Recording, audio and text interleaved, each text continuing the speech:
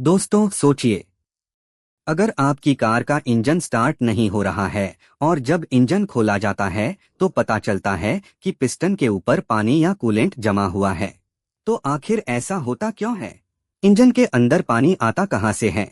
और अगर पिस्टन के ऊपर पानी जमा हो जाए तो इंजन को कितना नुकसान हो सकता है? आज की इस वीडियो में हम इन्हीं सभी सवालों के जवाब बहुत आसान भाषा में समझेंगे।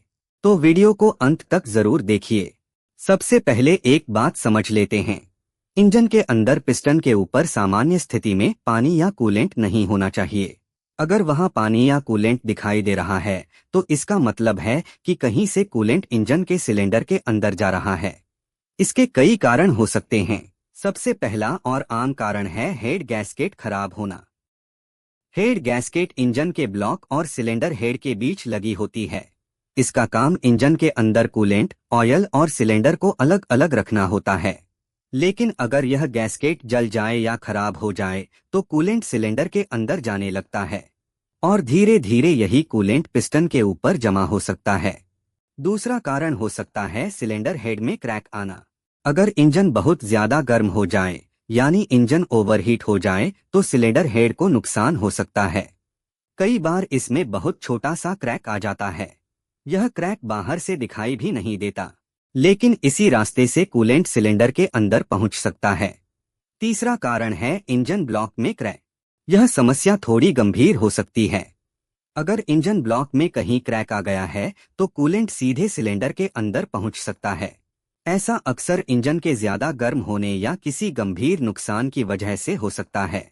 ऐसी स्थिति में सिर्फ हेड गैस्केट बदलने से समस्या ठीक नहीं होगी, इसलिए सही तरीके से जांच करना बहुत जरूरी है। इसलिए अगर आपकी कार का कूलेंट बार बार कम हो रहा है और बाहर कहीं लीकेज दिखाई नहीं दे रही तो सिलेंडर हेड को भी चेक करना चाहिए। अब बात करते हैं डीजल कारों की। आजकल BS6 डीजल इंजन में EGR कूलर भी लगा होता है। अगर EGR कूलर के अंदर लीकेज हो जाए तो कूलेंट एग्जॉस्ट गैस के रास्ते से इंजन में जा सकता है और फिर यह कूलेंट सिलेंडर के अंदर पहुंच सकता है।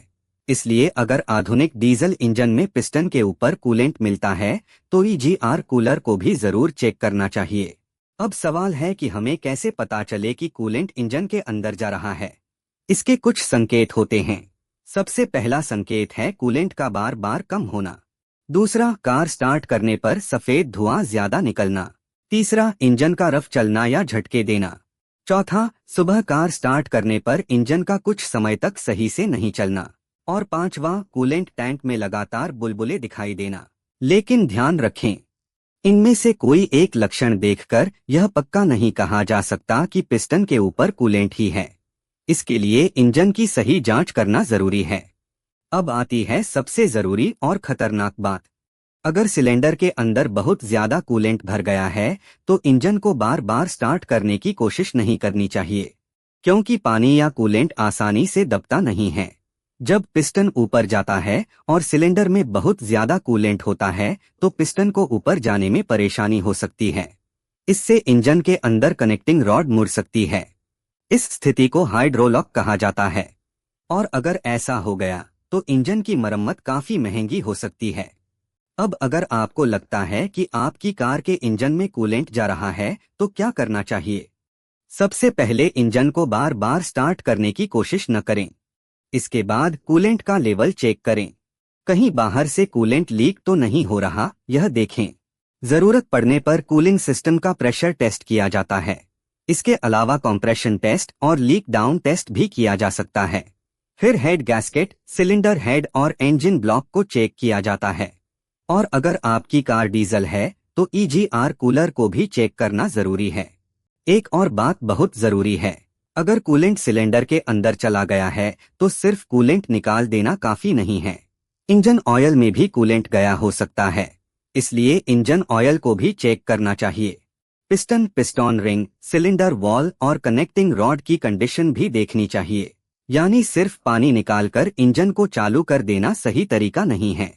सबसे पहले यह पता लगाना जरूरी है कि कूलेंट अंदर गया क्यों। तो दोस्तों, अगर आपकी कार का कूलेंट बार बार कम हो रहा है, सफेद धुआं ज्यादा निकल रहा है, इंजन रफ चल रहा है, या आपको शक है कि कूलेंट सिलेंडर के अंदर जा रहा है, तो इस समस्या को बिल्कुल नज़रअंदाज मत कीजिए, क्योंकि शुरुआत में यह समस्या छोटी लग सकती है। लेकिन अगर कूलेंट ज्यादा मात्रा में सिलेंडर में भर गया और हाइड्रोलॉक हो गया, तो इंजन के अंदर बहुत बड़ा नुकसान हो सकता है। इसलिए समय पर जांच करवाना ही सबसे सही तरीका है। अगर आपको यह जानकारी अच्छी लगी हो तो वीडियो को लाइक करें, अपने दोस्तों के साथ शेयर करें और ऐसी ही आसान भाषा में कार और इंजन से जुड़ी जानकारी के लिए चैनल को सब्सक्राइब जरूर करें। मिलते हैं अगली वीडियो में।